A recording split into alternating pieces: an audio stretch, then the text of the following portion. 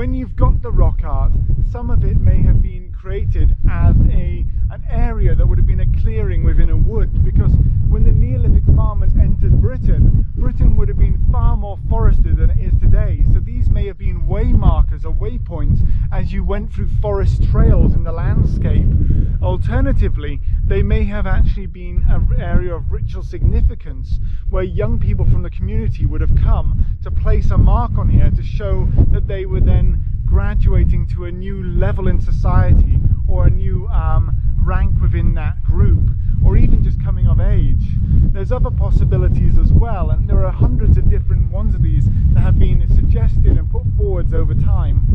What we'll do now is we'll go across to Old Bewick, and at Old Bewick Hill Fort there's another panel of this amazing rock art, and then we'll come back here and continue looking at this rock art as well. So the Neolithic period is obviously the period when farming comes into the British Isles around about 6000 BC, and the rock art that you'll see in a moment is actually an extension of this as well, where the Neolithic peoples are starting to mark the landscape where they're residing within. So this could be in the form of maybe territorial boundaries, or it could be saying something about their people, their tribe, or there are many other different interpretations as well, some of which we'll cover over the course of this episode.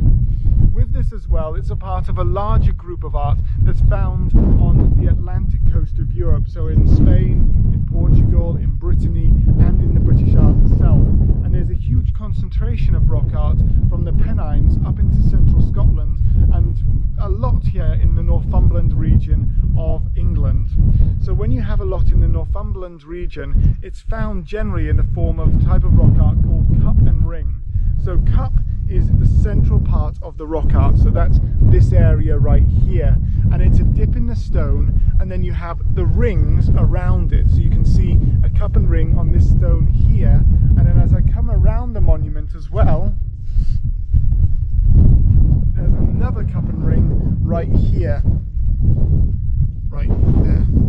And all over the stone there's a selection of cup and rings that have been put onto the stone to mark it out by the Neolithic peoples. Now when it's been marked onto the stone, the way they would do this is they would take a stone and they would use a tapping motion, and by going around, it's almost like a tattoo gun, rapid with a stone over and over and over again, and you make the marks into the stone, and that would have taken a lot of time and a lot of effort. So it's obviously something of great importance. When they put it into the stone, we don't actually know what they mean. There's so many different theories about them. Some people have suggested that they're boundary markers. They say this is the entry of the boundary of one Neolithic group, and then another Neolithic group would start in another location. Other people say it's a coming of age, and they use parallels with South America, where in some of the caves in South America they have the hands of adolescent young men which have been sprayed around or spray painted around, because the peoples in South America had put the paint in their mouth and then blown it out of a straw to spray onto the rock face, and they have hundreds of these hands all over the rock face there. So there could be another thing here where you do your cup and ring to prove that you're now an adolescent, and it's a coming of age ritual. Another suggestion is that they are to do with the constellations of stars in the sky. So the ancient Neolithic farmer would have looked up in the sky, and as the year passed there would have been different shapes and symbols in the sky as well, and so that would have been incredibly moving for them, and then they would have marked on the stones, maybe almost like a farming calendar. So at different times of the year you would look at the stones, and because of the way they were arrayed, you would know, all right, we plant this crop this time, we harvest at this time. I put a slightly less weight into that argument, but at the same time it's another valid one. Another argument again, would it be something to do with the dripping of water into a pool? So if you drip a drop of water into a pool, they go out in rings, and you get the ripples coming off the central drop. And so it does look very similar to almost like a rain drop hitting on a lake or onto a water surface. So it could be bringing the water onto these stones in the wild and sort of showing off a sort of connection between water and the rock again. There are so many different ways of looking at this rock art, but we definitely know it's from the Neolithic period, and when these Neolithic farmers are putting it on here, it's an incredibly important thing for them as a part of their life and and the way of life around the British Isles. When they're doing this as well, it's very, very natural. Unlike some late Neolithic, early Bronze Age arts that you see in the long barrow cairns in places like Ireland and in other places, you start seeing more organised, more geometric shapes like zigzags and stuff like that. And when you start seeing those are definitely human-eyed shapes. They are not seen in nature. You don't see a zigzag W shape or that sort of stuff in nature normally, because it's straight sides. It's the very, very organised human mind that has created those. So another thing to point out is that some people have suggested that witch doctors, or like the local medicine man, or the sort of the proto-druids or something like that, would have a dream trance, and when they had a dream trance they would use this sort of thing to actually mark on the rocks. But again, it doesn't match up with the sort of symbols that people normally see when they're in those sort of trance-like states. So again, that is less likely. But there also are examples where it could be to do with music and the weather and all of those sort of things as well, because there haven't been too many studies done yet on Neolithic rock art where they combine maybe water, sunlight, light and wind across them to see if they have sounds, or if when you put water on them it creates certain shapes or it drips off in certain directions, which would therefore add to their ritual significance.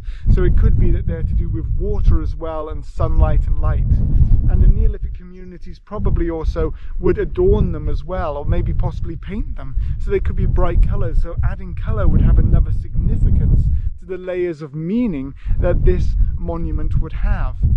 Whatever they are, they're incredibly important to the Neolithic communities, and they appear all over the north of the British Isles.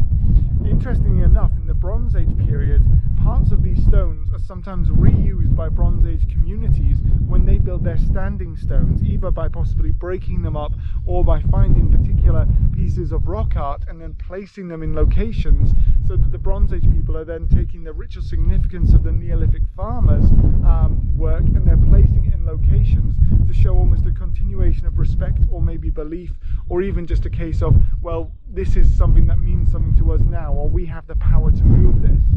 So again, in this episode, I know I put a lot of stuff out there, but the reason why is because we know so little about them, and to actually trying to interpret the Neolithic rock art is incredibly difficult. The things I can tell you obviously is what I've already said before, which is that they are common. They're a cup and rings which are made by the hammering of stone against stone to create these wonderful shapes, and that they definitely were very important to the Neolithic people because they occur over and over again throughout the British Isles and in other locations as well. So I really hope you've enjoyed today's episode and you've learned something about the Neolithic rock art and the period that, you know, obviously early farmers are coming into the British Isles and they're settling around here. If you have enjoyed the video, please do like and subscribe, share it with your friends, and if you would really like to support me as well, I do also have a Patreon where you can support me and also have an element of steering some of the content that I'll produce in the future by making suggestions for future videos. In the meantime though, stay safe and well, and thank you so much.